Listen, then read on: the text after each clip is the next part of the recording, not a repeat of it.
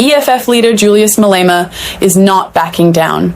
In a heated exchange, Malema accused O'Sullivan of lying about his educational background, saying, "You know why you are making this a big issue. You lied yesterday and told us about a technicon that does not exist."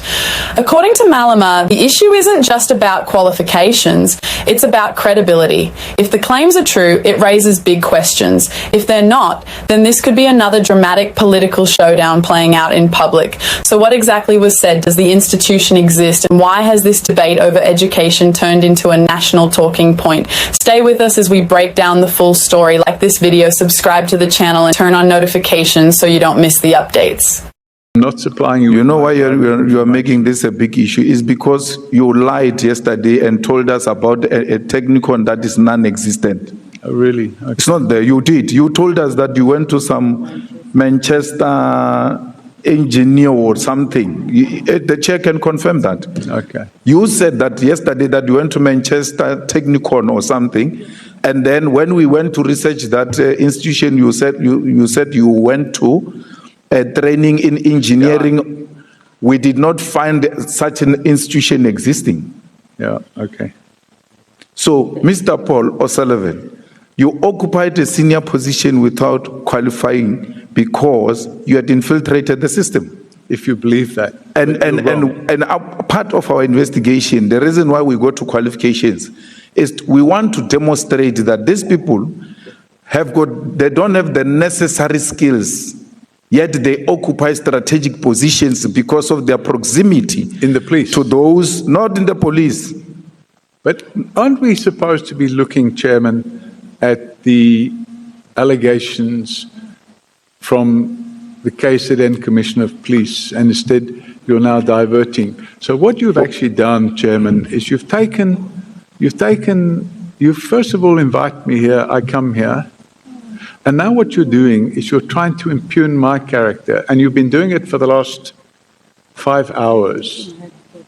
And you know, I'm not going to cooperate with that. No. You're going to cooperate. Look, no, you went to mess up our IPT and our justice system, our criminal justice system. We're trying to establish as to who is this person, who is alleged to have done the following in the institutions that we're investigating. It is in that context that we're asking you about yourself. And it shouldn't be difficult for a person who has taken an oath to tell the truth, but nothing else but the truth, that I went to school and this is why. I'm not asking you whether you passed with this higher degree or not. I'm just asking, where did you obtain your qualifications? Because yesterday you told us about a different technicon that is not a Manchester Technicon. Okay, then you are doing engineering. You get the transcript of yesterday. Now today, you'll find your mistake. And Chair, can you please intervene and perhaps remind him of what he said? The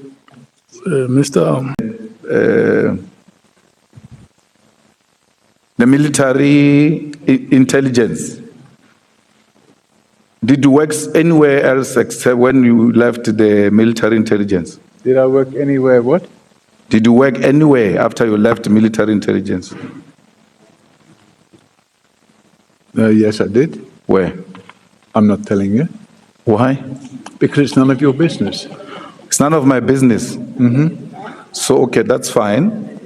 You don't have an answer. No, you don't have an answer because the question after that was going to be, where did you get the money to invest in the property investment? Because you were just from school, went to military intelligence, and then the next thing you come to South Africa for tourism, you love the place, then come back to South Africa to invest in property development, and not only in South Africa, but in different kind of countries. Where do you get that money from? Because military intelligence will not have given you such pensions. No, a pension, I don't get a pension at the age of 26 or 20. That's what I'm saying. Where did you get the money property development, and I made profit. Where did you get the money to invest in the property development? The first development I did, I borrowed the money from the bank, and I made a profit. and I reinvested that profit in another property, and I made a profit there, and I reinvested that in another property, and I made a profit there. So that's how property development works. Have you ever been found guilty of a GBV, What's GBV? gender-based violence? Yes, in 1999, I paid a 500 Rand admission of guilt fine for an alleged assault. And in retrospect, I probably shouldn't have paid the fine, but my lawyer at the time advised me that either there would be a trial or I could just pay the fine and it wouldn't be a criminal record. Unfortunately, I paid the fine. It was made a criminal record, and then it was subsequently, what do they call it? Expunged from the record. Do you still have your firearm license? Yes, I do. Is it not the requirement that when you are found guilty of such a thing, they should withdraw your firearm license? So there wasn't a trial and I wasn't found guilty. I just paid an admission of guilt fine. It's like if you're driving at 150 kilometers an hour and the speed limit is 120, you get a ticket in the post, and you can either go to court and challenge it, and then you get convicted, and then it'll be on your record, or you pay an admission of guilt fine, and then it doesn't appear on your record, although that is now changing, because I think with the new, what do they call it, AARTO Act, even if you pay an admission of guilt fine, now it becomes part of your record. But at that time, it wasn't the case. Have you ever... Trying to remember the year. Either 2011 or 2012. I'm trying to remember the year. Naeem Kasim was a client. He came to us. He asked us to carry out an investigation in respect of certain events that had taken place with him. He owned an OK Bazaar in Brits, and he alleged that certain people had threatened him and beaten him, and he had the video evidence and stuff like that. So we sat with him, we interviewed him, and we carried out an investigation. So he was a client? He was a client, yeah. Moti will also be a client? Today. Moti is your client? No, there's a Zunaid Moti owns a group of companies called the Moti Group, and today.